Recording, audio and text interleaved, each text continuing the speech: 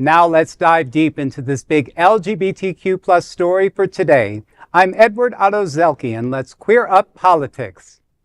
Michigan Democrat files to impeach Trump for abuse of power. In a move shaking Capitol Hill this week, Democratic Congressman Shri of Michigan has introduced articles of impeachment against former President Donald Trump. Speaking Monday, Thanedar accused Trump of a sweeping abuse of power, flagrant violations of the Constitution, and acts of tyranny that undermine American democracy and threaten the rule of law. The two-term progressive lawmaker outlined 7 articles of impeachment.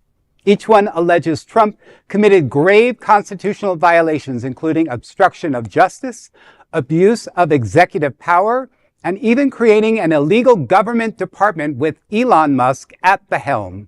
Thanedar says the evidence shows that Trump is unfit to serve as president and represents a clear and present danger to our nation's constitution and democracy. Thanedar adds, quote, his unlawful actions have subverted the justice system, violated the separations of powers, and placed personal power and self-interest above public service. We cannot wait for more damage to be done. Congress must act, end quote. Among the charges are retaliating against the media and legal critics, violating the First Amendment, and dismantling congressionally established agencies. But with the Republicans holding a 7-seat majority in the House, this resolution faces steep odds. Still, for Thanedar, a former chemical engineer and immigrant from India, it's a powerful declaration of principle.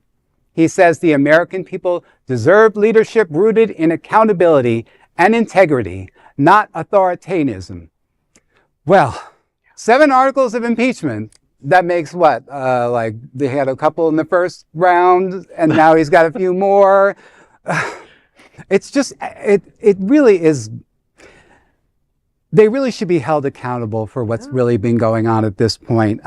He's really a definite threat to our democracy at this point. And just the fact that we have somebody now taking the initiative and just starting the articles of impeachment.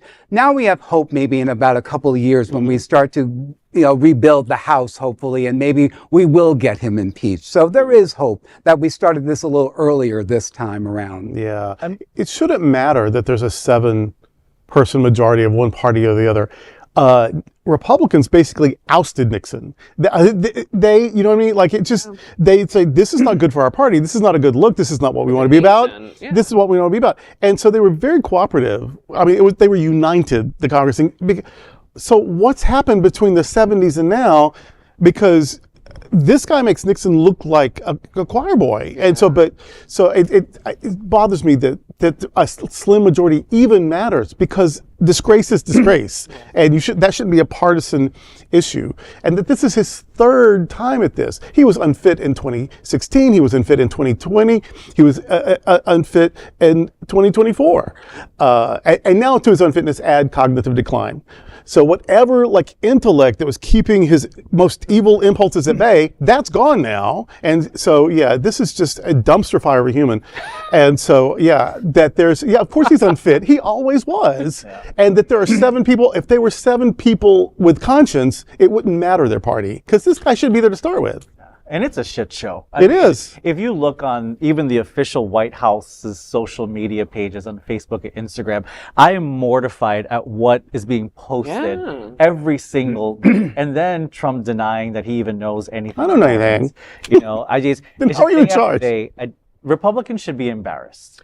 And there's no excusable reason right now why they're defending anything that he's doing or saying, and they need to hold him accountable.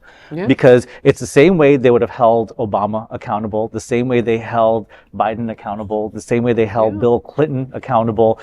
This accountability needs to come back, and we need normalcy back in the White House. For sure. And Thanedar, I'm grateful for you for doing this. That is we need more of this. That is, we need more resistance, because it's not even resistance really. It's common sense, right? Yes. Like that is you don't, it's like a kid running with scissors or something, right? Like you just don't allow it to happen. Like you put a stop to it before they get hurt, before we get hurt more than we already have been hurt.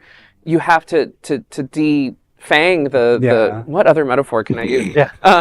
And he breaks it down, the 7 one. If you go onto his website and you watch it, it's so clear and precise, and it basically it's a slam dunk case for any lawyer. But we're living in unprecedented times, unfortunately, and we just don't know who's going to do what at this point.